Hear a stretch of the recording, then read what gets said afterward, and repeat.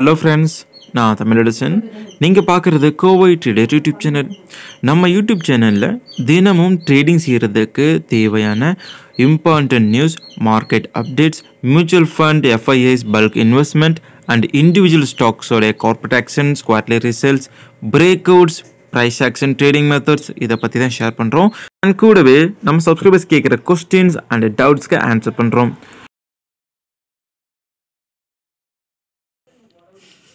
அனைவருக்கும் வணக்கம். இன்று ஜூன் 9, 2024.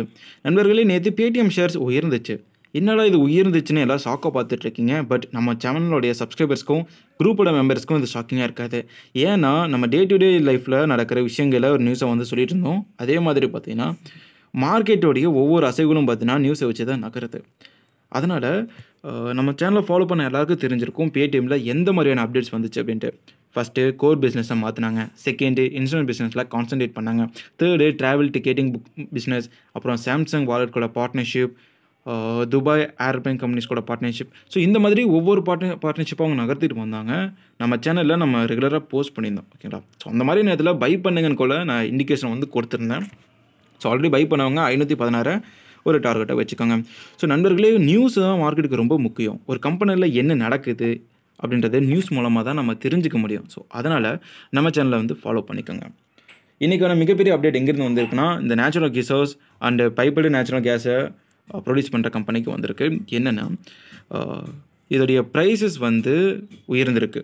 ஒரு கிலோவுக்கு ₹1 ₹1.50 வரைக்கும் உயர்த்தியிருக்காங்க. ஜூலை 9 இது நடைமுறைக்கு வரப்போகுது. அதாவது இன்றைக்கி நைட்டில் இருந்து. ஸோ ஆல்ரெடி இந்திரபிரதேஷ் கேஸ் லிமிடெட் பார்த்திங்க அப்படின்னா பிரேக் அவுட் கொடுத்து தான் ட்ரேட் ஆகிட்டு இருக்கான். இந்த இடத்துல இப்போது இன்வெர்டர் ஹேமர் பேட்டர்னும் நேற்று வந்திருக்கு. ஸோ இந்த ஒரு பாசிட்டிவ் நியூஸ் வந்து இன்னும் ஒரு பாசிட்டிவ் நியூஸை வந்து ஆட் ஆன் பண்ணும். இதனால் இந்த பங்குகள் அதிக ரேலி கொடுக்கறதுக்கான வாய்ப்புகள் இருக்குது. இந்திரபிரசாத் கேஸ் மட்டும் கிடையாது, குஜராத் கேஸ், மகாநகர் கேஸும் ரேலி கொடுக்க வாய்ப்புகள் இருக்குது.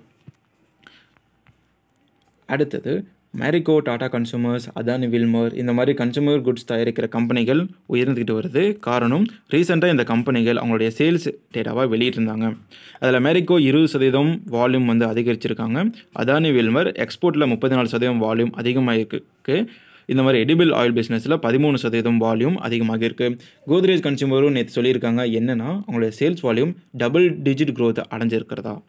ஸோ இதனால் இந்த கம்பெனி பங்கு நல்லா போகும். ஏன்னா வால்யூம் அதிகமாச்சுன்னா அவங்களுடைய ரெவன்யூவும் ப்ராஃபிட்டும் அதிகமாகும். ஸோ இதுதான் கான்செப்ட். So மேரிகோவுடைய target 667.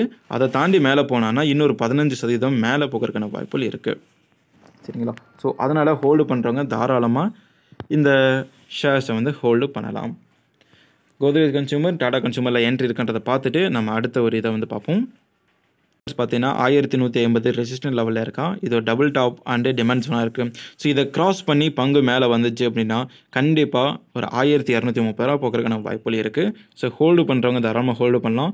புது என்ட்ரி எடுக்கிறவங்க இன்றைக்கி வெயிட் பண்ணி பார்த்துட்டு என்ட்ரி எடுக்கலாம். அடுத்தது, நேற்றைய மார்க்கெட்டில் மிகப்பெரிய ஒரு நியூஸ் வந்திருக்கு. என்னென்னா, விஎஸ்டி இண்டஸ்ட்ரீஸில் 2% ஸ்டேக்கை வாங்கியிருக்காரு ராதாகிருஷ்ணன் தமானி. ப்ளூ டாட்டில் 0.1% ஸ்டேக்கை விற்றுருக்காரு. ஸோ இதனால் ப்ளூ டாட்டில் இப்போது 1.3% ஸ்டேக்கை ஹோல்டு பண்ணுறாரு. ஆனால் விஎஸ்டி இண்டஸ்ட்ரீஸில் டோட்டலாக 34.7% ஸ்டேக் ராதாகிருஷ்ணன் தமானி கிட்டே இருக்குது. ஸோ இவங்க வந்து டொபாக்கோ மேனுஃபேக்சர் பண்ணுற கம்பெனி. Current market price ₹450. இந்த கம்பெனியோடைய பங்குகள் கணிசமான அளவில் உயர்ந்துக்கிட்டே வருது. இப்போது டிமாண்ட் ஜோனில் தான் இருக்குது. டிமாண்ட் ஜோன்னு பார்க்கும்போது 2021, 22, 23, 24 இந்த 3 வருஷமும் 3770 அப்படின்றது 3860 மிகப்பெரிய ஒரு ரெசிஸ்டன்ட் லெவலாக இருந்திருக்கு. ஸோ இப்போ இந்த டிமாண்ட் ஜோனை க்ராஸ் பண்ணி மேலே வந்திருக்கிறதுனால இந்த கம்பெனி மேலே போக வாய்ப்புகள் இருக்குது.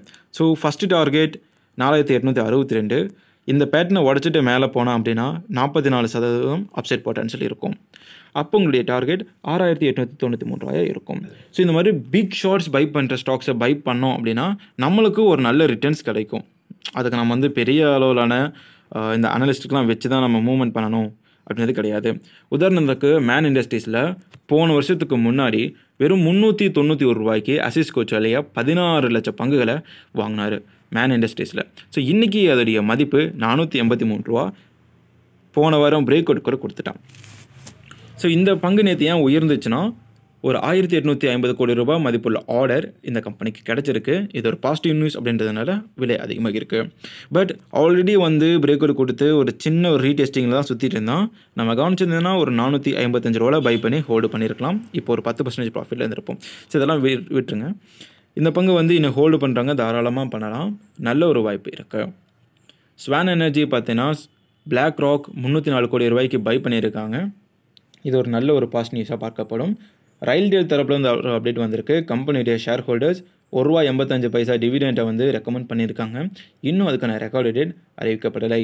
நெஸ்லே இந்தியா தரப்பு வந்து அப்டேட் ₹2.75 டிவிடெண்டை ரெக்கமெண்ட் பண்ணியிருக்காங்க போர்டு.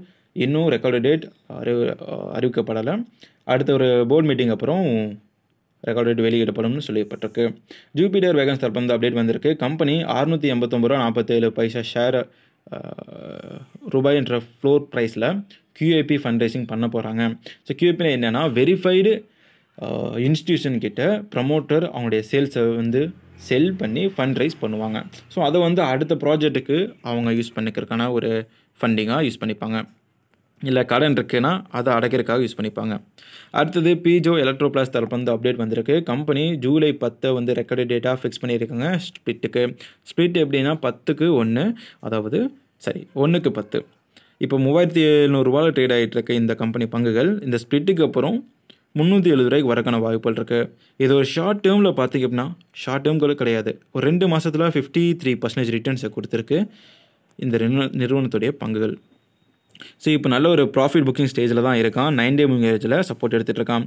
ஸோ ஒருவேளை நீங்கள் வந்து லாங் டேர்முக்கு ஹோல்டு பண்ணுறீங்க அப்படின்னா பங்கு நல்லா கீழே வரட்டும், கீழே வந்து சப்போர்ட் எடுக்கும்போது பை பண்ணலாம். ஏன்னா எப்போவுமே லிக்விடிட்டி அதிகமாச்சு அப்படின்னா சப்ளை அதிகமாகும் போது ப்ரைஸ் கீழே வரும். ஸோ இந்த ஒரு எமோஷனை வச்சு நீங்கள் மார்க்கெட்டில் பை சேல் பண்ணால் நல்ல ப்ராஃபிட் எடுக்கலாம். ஸோ ஓகே ஃப்ரெண்ட்ஸ், ஓரளவுக்கு எல்லா விஷயத்தையும் கம்ப்ளீட் பண்ணியாச்சு. அப்புறம் ஹட்கோக்கு பார்த்திங்க அப்படின்னா பை ரெக்கமெண்டேஷன் கொடுத்துருக்காங்க. ₹375 டார்கெட்டாகவும் சொல்லியிருக்காங்க. ஸோ இது போன்ற நியூஸஸ்க்கு வந்து நம்ம சேனலை சப்ஸ்கிரைப் பண்ணிக்கோங்க. உங்களுக்கு வேறு ஏதாவது டவுட் இருக்குன்னா அது கீழே கமெண்ட் பண்ணுங்கள். தேங்க்ஸ் ஃபார் வாட்சிங். டாடா, பாய்.